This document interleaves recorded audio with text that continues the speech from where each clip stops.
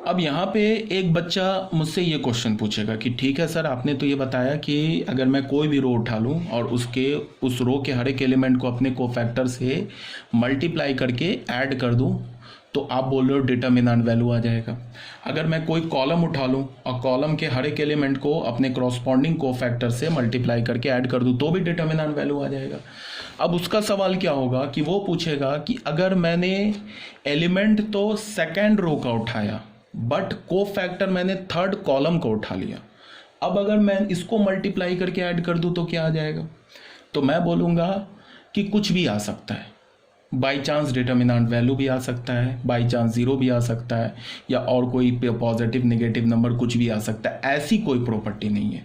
पूरे डिटर्मिनेंट और matrix chapter में आप एक बात याद रखो, जितने भी प्रॉपर्टीज आप पढ़ोगे वो रो में होगा या कॉलम कॉलम में होगा। रो और कॉलम आपस में इंटरमिक्स नहीं होगा, एक बात याद रखना, ठीक है। जैसे अभी मैंने तुम्हें क्या बोला कि रो का एलिमेंट उठाओ, उसको अपने कोफैक्टर से मल्टीप्लाई करके ऐड कर दो तो डिटर्मिनेंट वैल्यू। मैंने ऐसा नहीं बोला कि एलिमेंट तो रो का उठाओ बट कोफैक्टर कॉलम को उठा लो तो ये रो कॉलम आपस में मिक्स हो रहा है ना। ऐसी कोई प्रॉपर्टी नहीं है पूरे डिटर्मिनेंट चैप्टर में। या तो कॉलम कॉलम के लिए अलग प्रॉपर्टी होगा, रो के लिए अलग प्रॉपर्टी होगा। हाँ, एक जैसा प्रॉपर्टी होगा रो कॉलम के लिए, बट रो कॉलम आपस में इंटरमिक्स नहीं करेंगे। इस बात को आपको ध्यान में रखना है। मेरी बात आ रही है समझ में? ये पूरे डिटर्मिनेंट के लिए मैं बोल रहा हूँ, ठीक है। तो अगर मैं कोई भी प्रॉपर्टी बोल रहा हूँ, अगर मैं उसमें रो कॉलम स्पेसिफाई नहीं कर रहा हूँ तो तुम उसको एज अ सेपरेट समझ जाओगे कि ये रो। हाँ, एक बात और कि अगर मैं कोई प्रॉपर्टी मैं रो के लिए बोल रहा हूँ ना, एग्जैक्टली वाइस वर्सा वैसी प्रॉपर्टी कॉलम के लिए हो जाती है। एग्जैक्टली, बिकॉज रो और कॉलम कहने को अलग अलग है बट है एक ही चीज़। तुम अगर मैट्रिक्स का ट्रांसपोज ले लोगे तो रो कॉलम में बन जाएगा, चेंज हो जाएगा, कॉलम रो में चेंज हो जाएगा, ठीक है। तो अगर तुमने किसी मैट्रिक्स का ट्रांसपोज लिया, मान लो कि हमने एक मैट्रिक्स ए लिया, ऐसे सुनो, हमने एक मैट्रिक्स ए ले लिया, हमने उस मैट्रिक्स में क्या बोला कि भाई ये प्रॉपर्टी तो रो के लिए बट ये कॉलम के लिए नहीं है। ऐसे अगर मान लो हमने बोल दिया कि एक मैट्रिक्स ए ले लिया और उसके बाद हमने क्या किया, बोला कि ये रो के लिए प्रॉपर्टी तो है, कोई प्रॉपर्टी बता दिया, कोई भी XYZ प्रॉपर्टी बता दिया, और बोला कि ये रो के लिए तो वैलिड है बट कॉलम के लिए वैलिड नहीं है। तो तुरंत एक बच्चा क्या बोल सकता है कि अच्छा ठीक है, तो ए मैट्रिक्स में आपने क्या बोला कि रो के लिए तो वैलिड है बट कॉलम के लिए वैलिड नहीं है। तो अगर मैं इस ए मैट्रिक्स का ट्रांसपोज ले लूँ तो ए ट्रांसपोज भी एक मैट्रिक्स होगा, तो उसमें जो रो के लिए वैलिड होगा ना, जो ए मैट्रिक्स में जो रो के लिए वैलिड होगा जो प्रॉपर्टी, वो ए ट्रांसपोज में कॉलम वाला आ जाएगा, कॉलम के लिए वैलिड हो जाएगा। समझ रहे हो बात को क्या बोल रहा हूं? बिकॉज ए ट्रांसपोज में जो कॉलम होगा वो ए में क्या होगा, रो होगा। तो इनफैक्ट मेरा मतलब कहने का ये मतलब है, कहने का ये अर्थ है कि रो और कॉलम आपस में कोई किसी भी प्रॉपर्टी में मिक्स नहीं होंगे, और जो भी प्रॉपर्टी रो के लिए वैलिड है सेम प्रॉपर्टी कॉलम के लिए वैलिड है।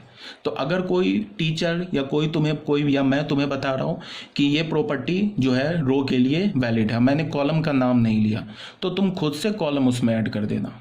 तुमने ये सोचोगे अच्छा मैंने रो के लिए बताया तो इसका मतलब ये कॉलम के लिए भी वैलिड है, ठीक है। बहुत बोल दिया, बिकॉज तुम किसी भी मैट्रिक्स के रो को कॉलम बना सकते हो, कॉलम को रो बना सकते हो। एक ए का ट्रांसपोज लिया तो रो कॉलम बन गया, कॉलम रो में बन गया। तो ए में अगर कोई प्रॉपर्टी रो के लिए वैलिड है तो वो ए ट्रांसपोज में वो प्रॉपर्टी कॉलम के लिए वैलिड है, ठीक है। आई होप ज़्यादा बोल दिया, क्लियर है।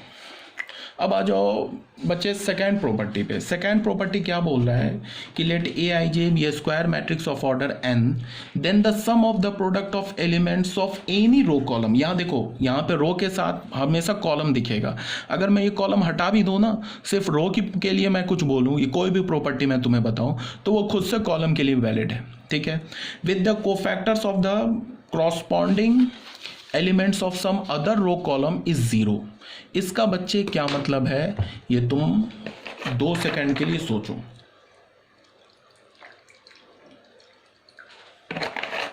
देखो बच्चे क्या मतलब है, यहां पे क्या बोला, लैंग्वेज आप देखना, यहां पे मैं अभी एक्सप्लेन कर रहा हूं।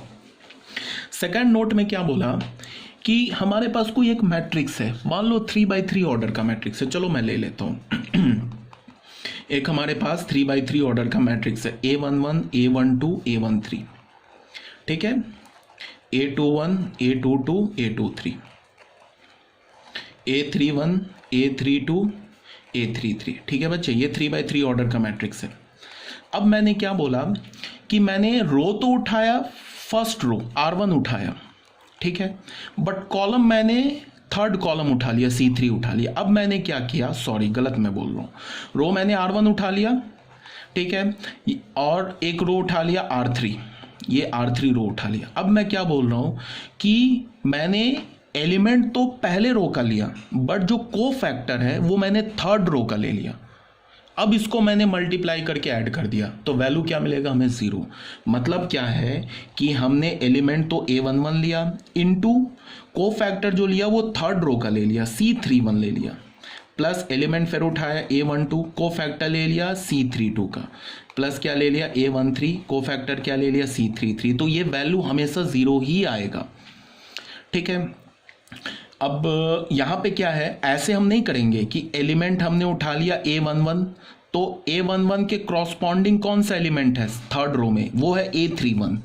ये बाय डिफॉल्ट तुम्हें समझना होगा कि अगर मैं बोलूँ कि corresponding element of A11 in third row, तो तुम A32 को नहीं बोलोगे, तुम A31 को बोलोगे। अगर मैंने बोला कि A12 का क्रॉसपॉन्डिंग एलिमेंट बताओ थर्ड रो में, तो वो A32 है। A13 का क्रॉसपॉन्डिंग एलिमेंट बताओ थर्ड रो में, तो वो A33 है। बच्चे समझ रहे हो ना मेरी बात को, ठीक है। अब मैं क्या बोल रहा हूं कि मैंने एलिमेंट तो R1 का उठाया, बट को फैक्टर किसका उठाया, R3 का उठाया। और तो इसका मतलब क्या हुआ, R1 रो के एलिमेंट्स को R3 रो के एलिमेंट्स के को फैक्टर से या क्रॉसपॉन्डिंग को फैक्टर से मैंने मल्टीप्लाई करके ऐड कर दिया, तो वो हमेशा डिटर्मिनेंट 0 के इक्वल ही होगा।